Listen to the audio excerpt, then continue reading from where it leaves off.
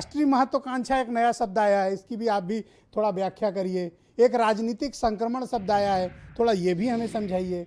और ये बताइए कि ये जो बदलाव की चर्चा चल रही है इसमें कितना दम है? देखिए, अपने सवाल का जवाब इस लाइन से समझिएगा कि ना वो नौसिखिया हैं और ना तुम उस्ताद। तो राजनीति में हर जगह जी, मतभेद की गुंजाइश होती है जनाब। ओके। तो ये बात तो सवाल का जवाब हो गया। हाँ, अब मैं दूसरे पे आपको आता 10 में 10 नंबर।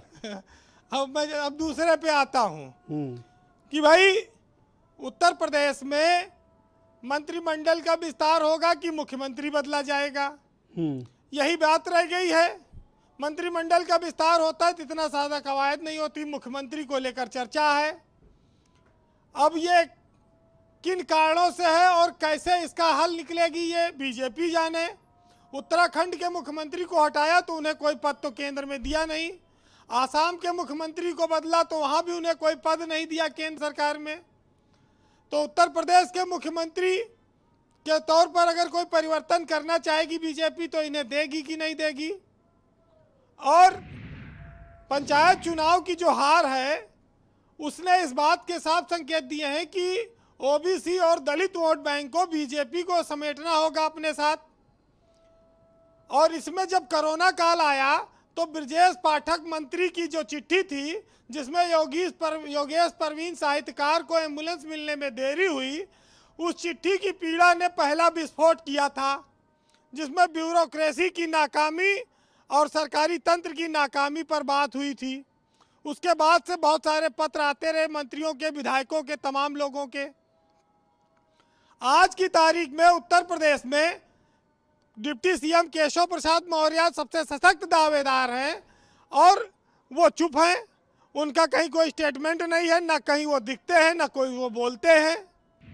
क्या उनको मना किया गया है? और बीजेपी की राजनीति में वो पहले प्रदेश अध्यक्ष रह चुके हैं, उनका बड़ा प्रोफाइल है, वो बड़ा पोर्टफोलियो आगे गेन भी कर सकते हैं। बंगाल के चुनाव में उनको लगातार पार्टी ने महत्व दिया, महीनों उनकी ड्यूटी रही वहां पर।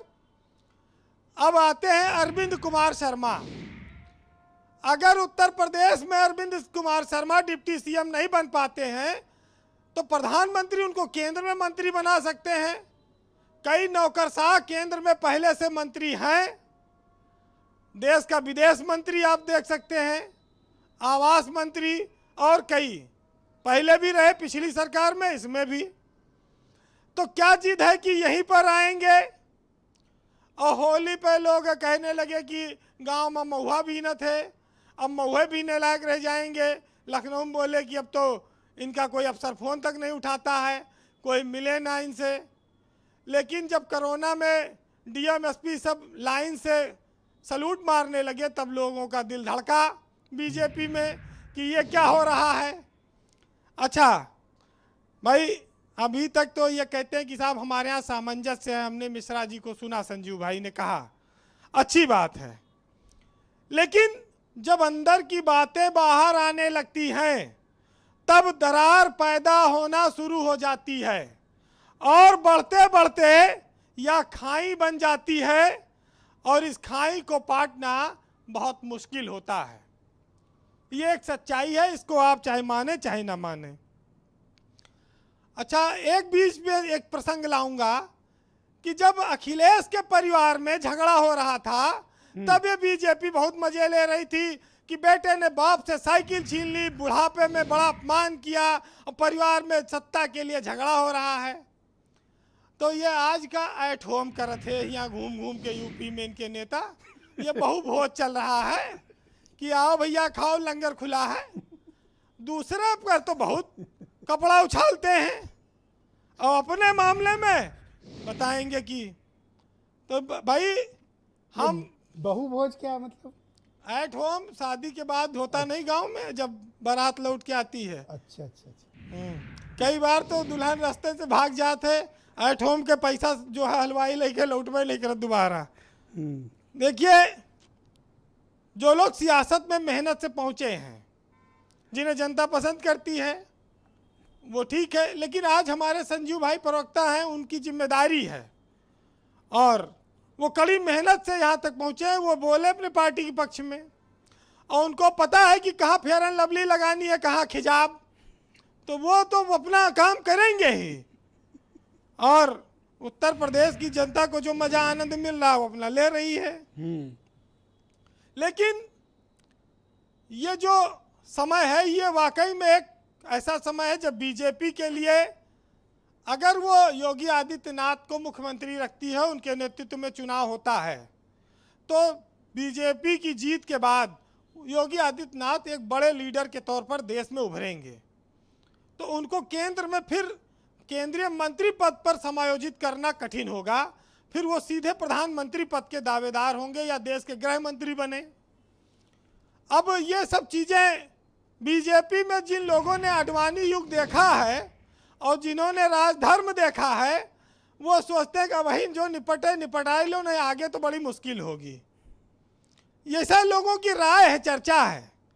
हमारा तो काम है कि भाई जिसका पद खतरे में होगा उसको नींद नहीं आएगी, उसको खटकेगा, और जिसको कार्रवाई करनी है, जो विरोधी हैं, उनको मजा आएगा, तालियां बजाएंगे कि जितनी जल्दी हो कुछ अवसर बने दूसरों के लिए।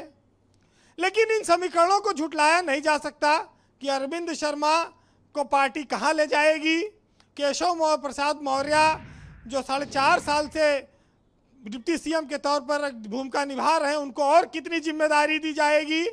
और यूपी में जो बीजेपी का जनाधार खिसक रहा है, और किसान आंदोलन के बाद से ये पंचायत चुनाव का जो परिणाम आया, ये बीजेपी के लिए खतरे की घंटी है।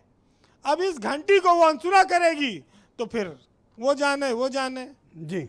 लेकिन आज कुमार विश्वास साहब का एक शेर है, मैं आपको सुनाऊंगा। बहुत लोकप्रिय है उनका ये शेर